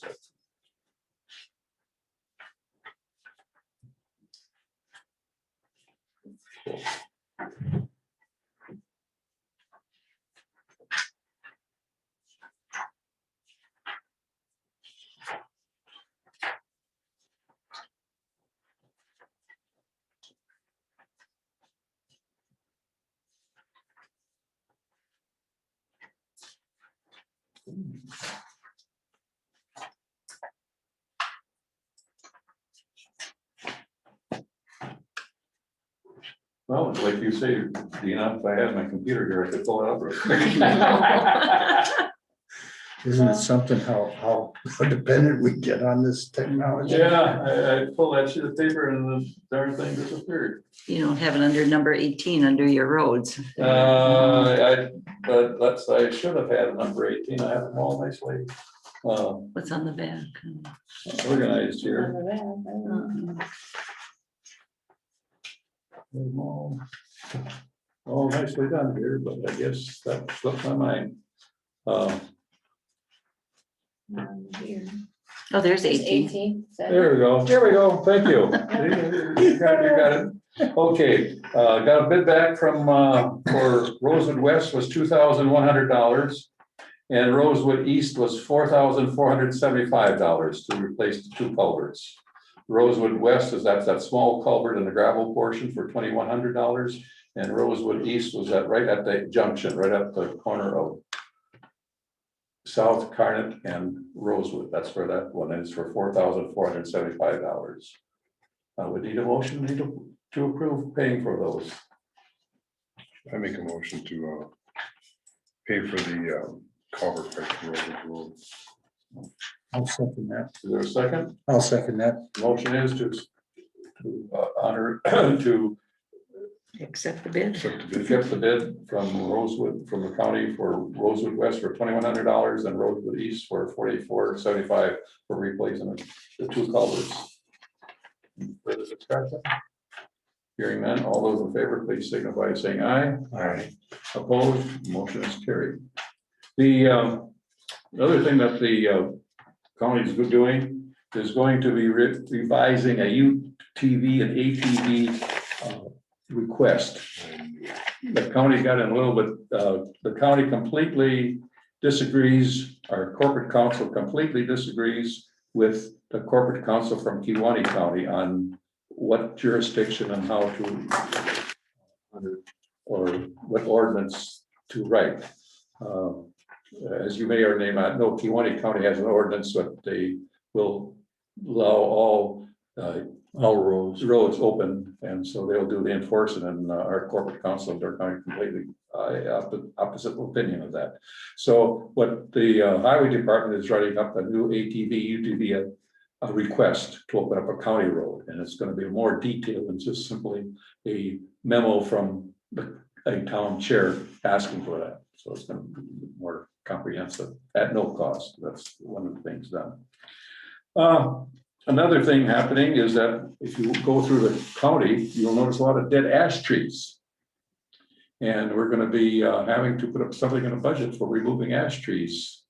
They're dying, and Oh, yeah. they're in fact on Geyer Road right now, in a right away, right in front of my place. There's two ash trees that need to be removed. Well, we've had a few come down too. Yeah. Some of those that we have taken, or they, over the winter when the bad weather came, some of those were ash trees. Yeah, yeah. And the trouble is, if you don't quickly cut them down where they're dead, then they get rotten and They fall over. Yeah, they're dangerous. So Yeah. that's happening in our. So if you notice ash trees in the right of way, I'll make a note of that and let me know, and we'll get somebody on that. I went out to see Gene Zimmerman today. He needs some ditch work done. It's got some piling up on North Forest Drive. And so I'll contact someone to do the digging of it.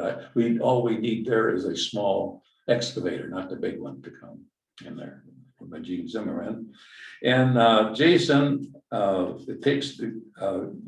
like to have you and I go out. We got a call from Emma Jean Herman. Okay. She's looking for some more ditch work done. And it may or may not be town expense, it may be her, but I would like to have at least two of us go, and we'll pick a date and make a appointment with her, and then we'll have to get that recorded 2 days ahead of time, Ruth. Yes. For an open meeting, for a meeting of maybe a road review is what we'll be doing Right. on that. So Okay, that's all I've got on roads. Any, do you have anything?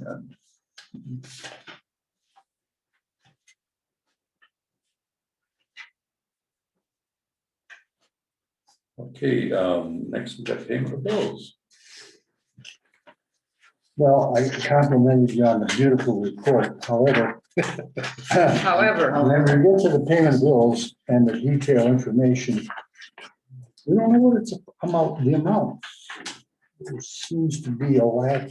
Oh, goodness. What happened? Where's Larry? So it's a little difficult for me to determine exactly what Oh, we're my paying. gosh. Where did it go? It's not here. I just, You'll have to go through the, here, you want me to go through the checks? See, I tried putting the split stuff in. Now what happened? well, you put something off the edge. It may be out here somewhere. but Yeah, but it would have printed Right. on a different paper. It didn't. Not always. No? It depends on how you select it and you select your columns and print all columns and sort of squeeze it on there. Yeah, I mean, it's good detail. There's all kinds of Oh, neat my stuff here. gosh. But the split information is not really necessary. Just go in the honor system. Should you want me to I guess read them? that's I what can we read have them all. Yeah, she's got the checks. Oh, my She's God. got all the checks right there. Gee, so I just had to. Let's see, I'll just look at the big ones here. I couldn't not. Oh, my It's a goodness. beautiful report, but But missing something. the pretty important thing is missing. The most important thing is missing. You know. I Yeah, guess, because I looked, because it was on it was on when I printed it. Okay, you want me to read them? Here's. No. Okay. no, I'll just. I can tell Look you at the the big ones. deposits. 19. Going garbage is 7,370, the big ones here. Oh, and then we have payroll this month. Think you mean the work stuff that's not counted on here, so. Let's see. 2 void checks on there. Well, we had, yeah, Maple said, I wanted to know how much check 16,288 was for. That's a void check. 288. Oh. So we did get money from Door County For for the sanitary delinquent. Mhm. So for the garbage Garbage collection and sewer and and water. the sewer and yeah. water, Oh, we did okay. receive that. Oh, they were delinquent for garbage collection, Yeah. sewer Yes, and water? and Ruth can tell you how much we got because it's in my report Mhm. that I gave you in that little envelope. Oh, here. I was just curious. That's why I was looking for delinquents. You Yeah, said you had none. I thought, well, you had some past one. Okay, so we got $1,874.54 and $1,034 was the sanitary district and the rest was the garbage Oh, that's- collection. Comes right to the Plus, pen then. Yeah, it came yeah, right out. Okay. Yeah, the rest are kind of just payroll and then kind of like the normal. yeah. Well, yeah. And then normal Tim bills. Lockhart, Yeah. we have his money that came in for his license. Yeah. And then we had, building permit for Charlie Fork. Yeah, and 337 is going back to And inspection. there was quite a bit in hall rent this last month. And then you have the Tom Sawyer and the church. The other, so I did receive. We did receive $191.26 for the LGI, for the. MFL? MFL, Yeah. yeah, that was it, the MFL. But do we have to pay part of that to the county? They let us know. They always let us know. Okay. What's Because it's- NFL? Oh, that's usually forest crop. Forest, Oh, Forest land. crop. Forest yeah, lands. Usually it's Okay. 20%. They'll let us know. okay, yeah, so there was 956.32 acres at 20 cents an acre. Mhm. Yeah, Well, so that did come in. There was another thing. Oh, right here, it that, does say, mismanaged, yeah. Is it 20%? Yeah, pay 20% of such payment to the county treasurer for money received before November November 1st. 1st, yeah. Okay, Usually when we go for a meeting, then he'll say who's delinquent. Now, Yeah, so there was a thing that Mike Coles had sent out with regard to this DNR, not giving monies back to some counties or municipalities for lands that they were dealing with. And so I dug into that detailed report, and there was the Ice Age Trail in Door County. And then I misplaced the breakdown, but there's like $260.49 that could have been paid to the county or to Door County for the lands where the Ice Age Trail goes. That they were trying to get something going through the legislature to make sure that all this money got moved. But I didn't hear any more from that or whatever came of it.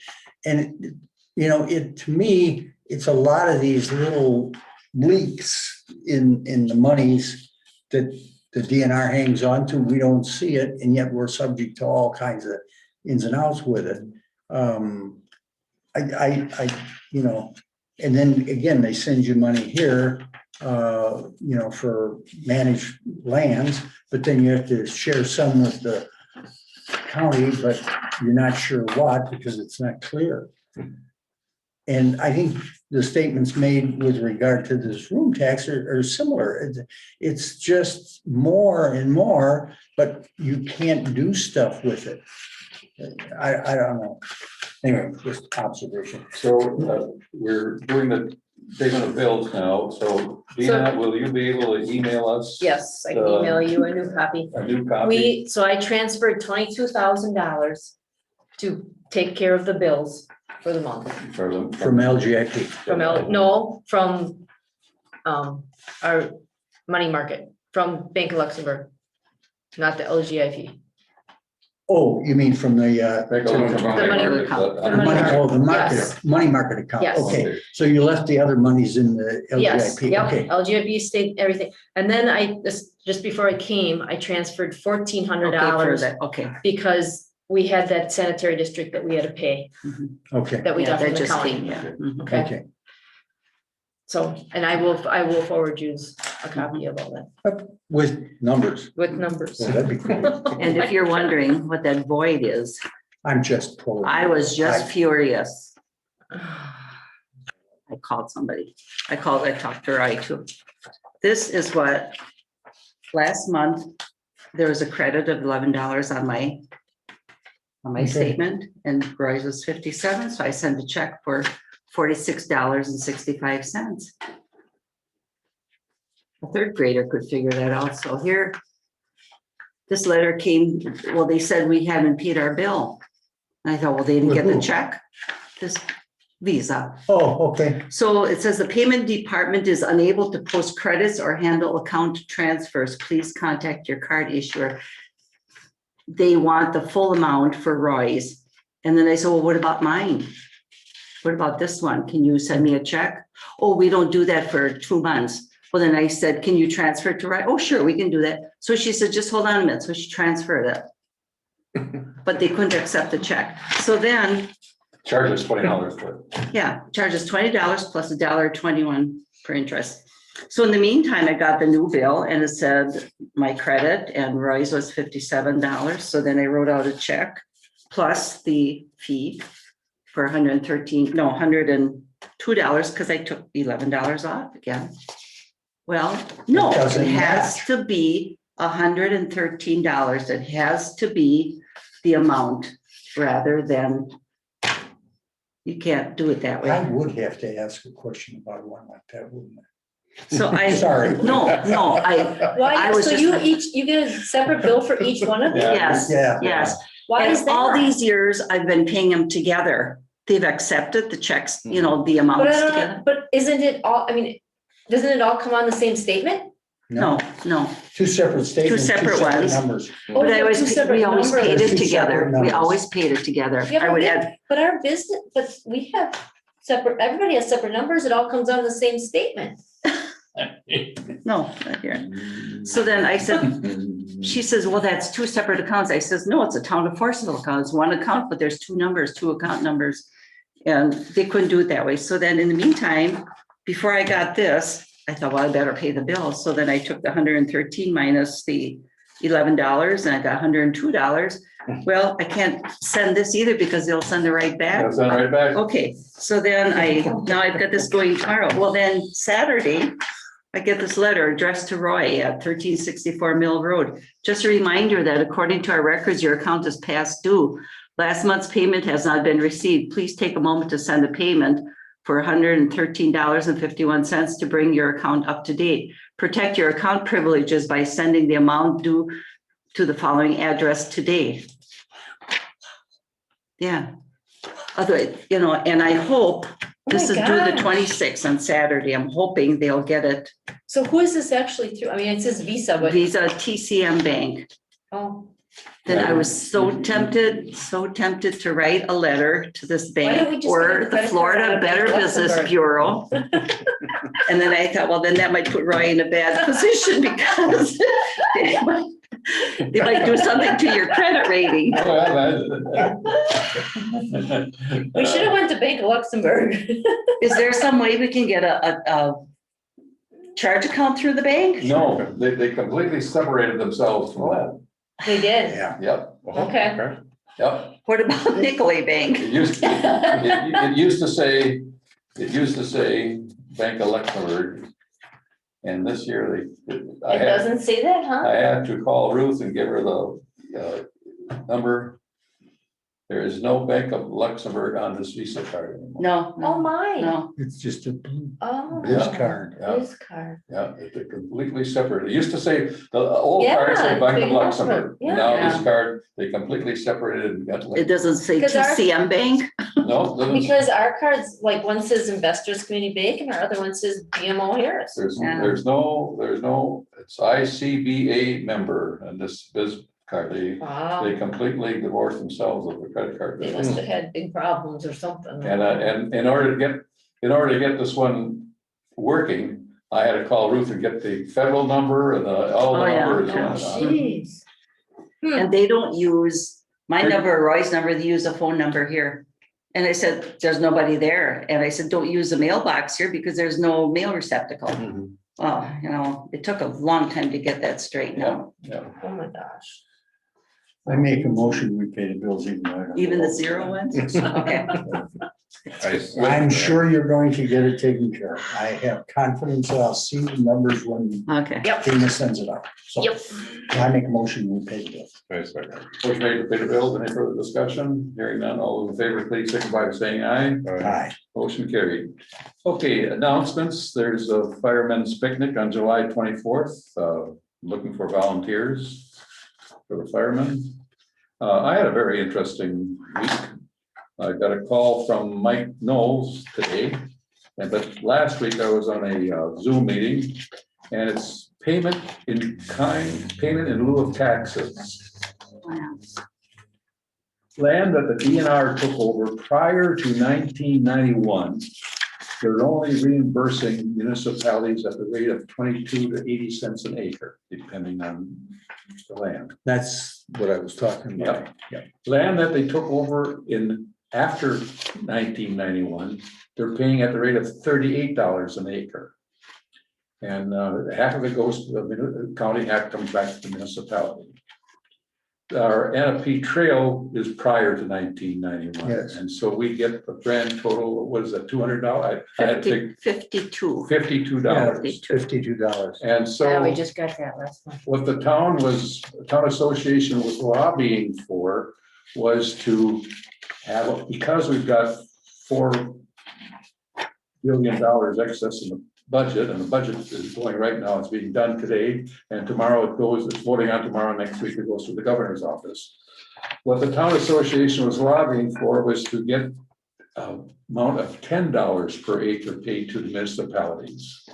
In other words, examples I was using, I got that on my desk at home, but for instance, for the NFP trail was something like at the rate of $38, it would be $300,000 that they paid, and we're only asking something like $50,000.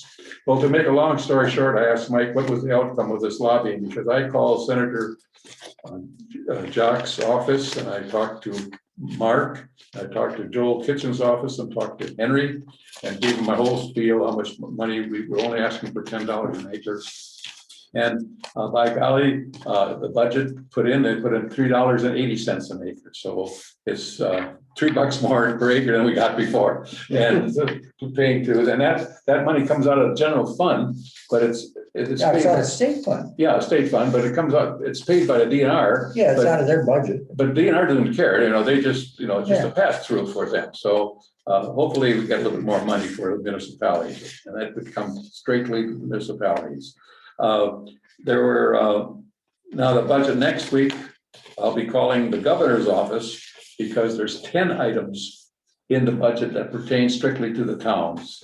And I'll be on a Zoom meeting to get all the confirmation and get all that information so I can talk halfway intelligent to the intern that I get on the other end of the phone, why the governor should vote for this bill. Now, the consensus as of this morning is that he will probably veto some items in it, but we don't think that he'll veto the complete budget. And if he does veto the complete budget bill, state government keeps on running like it was. It doesn't. Yeah, to stay in it. Yeah, it's state. So that's what's happening today on that. For the budget. So that's what we work on. And it's now, any announcements? You have anybody have any announcements to? No, that was it. Items to be placed for future meetings. I mentioned to John and Josh, so we would consider that for the next month. What's your feeling on that? Should we further discuss that, or is that? I don't see any. I think we already made our decision. Okay, okay, It's a matter of record for last month. yeah, okay, And I don't think discussing it would bring us to any different conclusion, okay. unless you do. I don't think so. Well, it's, we took another kick at it, and I haven't changed my feelings at all. Nor have I. And so we don't have to, technically, in order to put something on a bill, of course, we voted it down, and so therefore you had to vote yes for it, and only people that vote yes for it could recall it, but well, ramifications are other rules and orders, I don't know. You laughing about it. I was at 2 Zoom meetings for an hour and a half each on Robert's Rules and Orders. Am I any better? I don't know, but it's interesting. But yes, it's been an interesting month so far. So is there any other business to be conducted at this time? Are we forgetting anything? I got nothing. Hearing none, all motion to adjourn would be in order. I make a I'll second that. to adjourn. Motion made to adjourn at 8:27. All those in favor, please signify by saying aye. Aye. Aye. We are adjourned. Thank you, everybody.